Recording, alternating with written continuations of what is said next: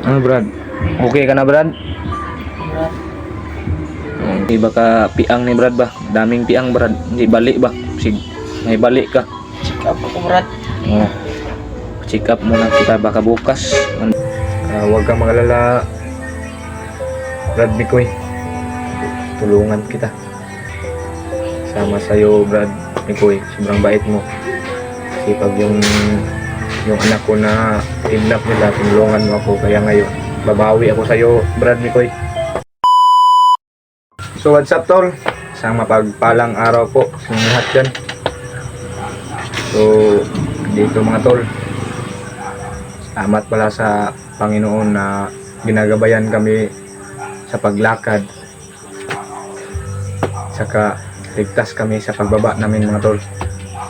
So si Brad EJ mga tol nandyan sa loob dahil hindi pa siya masyadong makatayo mga tol, saka daming pasa niya mga tol. So pagalingin ko muna to si Brad EJ bago kami bumalik kasi naalala rin ako kang Mikoy. What's up? So dito ko siya dinala mga tol sa bahay ng papa ko kasi mas safety siya dito, at saka malapit lang kami sa bilihanan ng mga tambal mga tol. Saka bago ko lang kinambalan si Brad EJ, kinuhaan ko ng mga gamot na mga dahon-dahon mga tol. Saka hinunaran din yung mga pasa niya ba kasi sobrang dami ng pasa niya mga tol. Ngayon lang kami nakaabot mga tol. Hapon pa kami nakbay pa tungo dito. Saka salamat din ako sa inyo mga tol na walang sawang suporta sa amin. Saka pagpatuloy niyo mga tol, sobrang laki na yun ng tulong niyo sa amin. Saka sa nagtatanong si Brad EJ, nandito po mga tol sa loob ng kwarto sa bahay ng ama ko mga tol.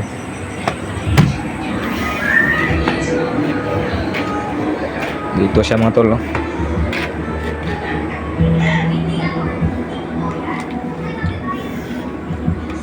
Ano Brad? Okay ka na Brad? Brad, Ang kawa ni Brad EJ mga tol, nagpapagaling pa siya.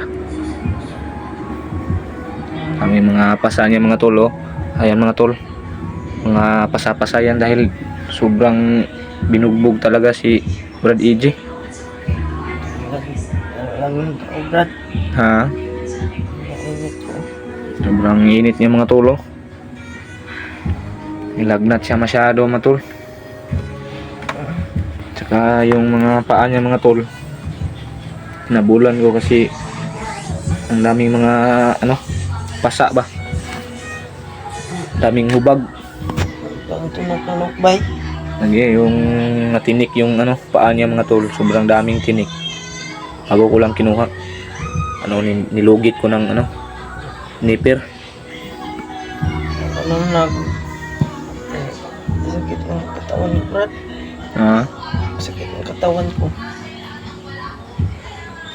Hindi lang Brad, baka papira tayo, magbili tayo ng tsaka ipahilot ka Brad. Kasi baka piang ni Brad ba? Daming piang Brad. Hindi balik ba? Kasi may balik ka. Check up ako Brad. Oh. Check up muna kita baka bukas. Hindi bukas Brad. Pwede. Check up tika. Bukas na lang umaga. Oo, umaga. Kasi malapit ng maggabi. Nagpapasalamat talaga ako kay Brad Boboy mga tol. At sa susunod na wait lang Brad. Oo. Iwan Brad. Tarong Brad. Ngayon mga tol, hindi pa siya makatayo. Yun, dahil mong kamera na ko. Kukuha Oo. mga tol. Salamat talaga ako sa kay Brad Boboy. Dahil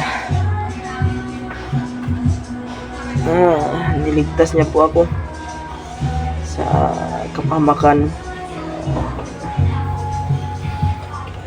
Sobrang sakit talaga ng katawan ko, Brad. At yung mga tol, sana ay ma-share nyo po itong video na ito. Si Mikoy, babalikan lang po namin ni Brad Buboy. Magpapagaling lang po ako saglit para may lakas po ako. Kailangan natin uminom ng gamot para gagaling tayo kaagad. Si Brad Buboy mga tol ay may plano nga siyang mag explore ba. Kaso yung kulang niya ay cellphone. Magaling na siya makipagbakbakan mga tol. Kaso lang ay wala siyang cellphone ba. Kaya sana nga Brad ay may tutulong po sa iyo na maka-cellphone ka ba. Ipagdasal lang natin sa Panginoon na magka-cellphone ka. Kasi yung binigay daw ni Mikoy sa kanya na cellphone mga tol ay nasira na daw. Nahanghang na. Kaya ngayon hindi na daw pindot. Hindi na matouch ba. Mga tol, tulungan po natin si Brad Buboy sa kanyang pag-uumpisa para makaano na siya sa pag-vlog ba, para kahit papano ay may income din siya. Umpisa na siya sa pag-explore, makasama na siya sa atin at matutulungan niya na tayo sa natin. Kasi alam kong maraming nangangailangan kay Buboy na mga natin kababayan. Brad, no? Gawin po natin, ipagdasal po natin si Brad Buboy mga tol na sana ay magkaroon po siya ng cellphone at sana ay matulungan din po natin siya mga tol. Ang harap ko yun, Brad. Gusto ko sana sumama sa inyo kasi kaso lang wala akong CP, Brad. Gusto mo talagang sasama sa amin sa pag-explore? Kasi para marami pa akong tao matulungan, Brad. Kami pang mga kasama mo. Wala kang Mikoy ngayon, Brad. Tulad kang Mikoy ngayon, kailangan ng tulong. Hindi rin pwede na pumunta ko kami Mikoy kasi hindi ka pa magaling. Sige lang, Brad. Kung ipag-pray niyo po yung ko mga tol, yung kalagayan ko po ngayon. Si Mikoy talaga yung kawawa ngayon mga tol.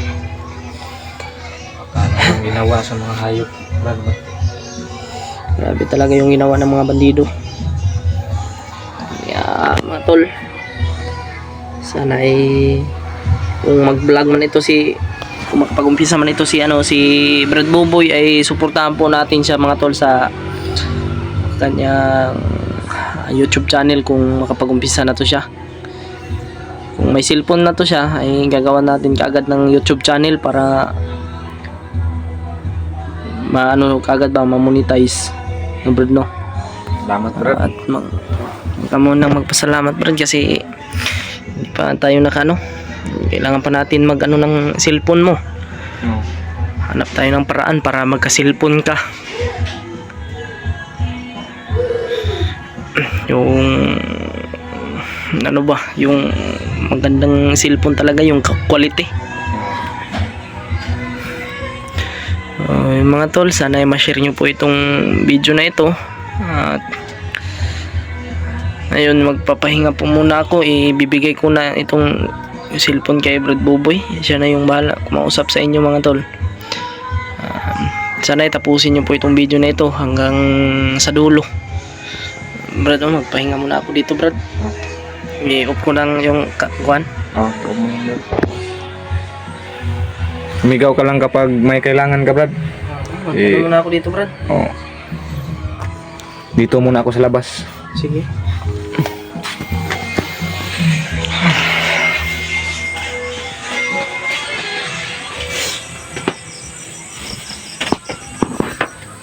So, ayun mga tol. Si Brad Eddie hindi pa masyadong magaling. Tsaka ngayon lang niya na na batian yung mga pakiramdam niya na sobrang sakit ng mga katawan niya. Kasi hindi na siya kahapon kasi maskin ano pa na tao, basta mga bandido na naghahabol sa'yo, hindi mo na batiin yung mga sakit.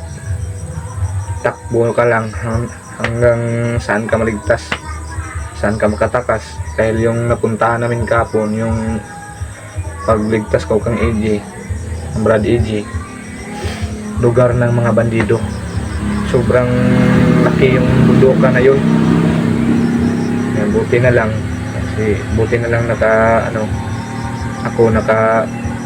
kabalo ko kung saan ang pasikot-sikot na daan na patungo dito ko siya dinala.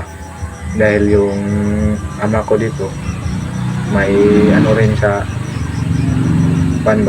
may ranggo rin sa barangay, mga barangay pulis, barangay tanod yung ama ko dito. Ma-safety kami talaga dito. Saka yun mga tol, yung problema ko ngayon ay si Brad McCoy. Kasi alala na ako baka ano nang nangyari sa kanya doon sa bundok. Baka araw-araw na binugbog yun ng mga bandido. Di man pwede na umakyat ako agad dahil si Brad EJ hindi pa magaling, wala pang lakas ang kanyang katawan. Kaya ito ngayon video ako, update ako sa kang Brad EJ. Ginamit ko yung CP niya dahil pag may CP lang ako mga tol, talagang sasama ako la Brad EJ sa pag-explore nila. So pasensya na po kayo mga tol na sobrang ingay dito mga tol, dahil yung mga pamangkin ko sobrang kulit.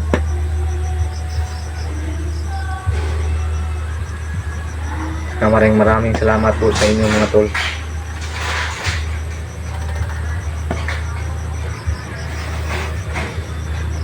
Lala na yung pamilya ni Mikoy ngayon mga tol, dahil may anak siya saka asawa. Ang hinahanap ng pagkain. Saka ko rin mga tol, hindi nakaalam yung asawa pamilya ko na pumunta ako dito sa bundok. Pumunta ako doon sa tumulong ako kay Mikoy. Yun, ang paglakad-lakad ko sa bundok mga tol, yun, nakita ko si Brad EJ. Kasi nalaman ko na, diba, dalawa sila na bihag. Ayun, nakita ko sa video ni Mikoy na sobrang kaawa-awa niya na binugbog siya ng mga bandido. Kaya yun, nabuti na lang na nakuha ko yung CP. Yun, video ako, pinatay ko yung bandido na nagkuha ng CP ni Mikoy. Kaso lang nakuha ulit nila kahapon. Iniwanan ko na dahil importante nga na maligtas ko si EJ. Dahil CP lang yun. Yung hinawakan ko, may buhay to. Saka maraming tao rin matulungan ito pag malakas na to. Huwag kang magalala, Brad McCoy. Tulungan kita. Kahit hindi ako vlogger, gusto ko lang tumulong ng mga tao na mabait. Sama sa'yo, Brad McCoy, sobrang bait mo. Kasi pag yung anak ko na kidnap nila, tinulungan mo ako. Kaya ngayon, babawi ako sa'yo, Brad McCoy. Isusugal ko yung buhay ko. Sugal ko. Saka yun mga tol, huwag kayong mag-alala kang Brad EJ. Dahil nandito siya sa bahay ng ama ko. Tulungan ko siya hanggang lumakas yung katawan niya.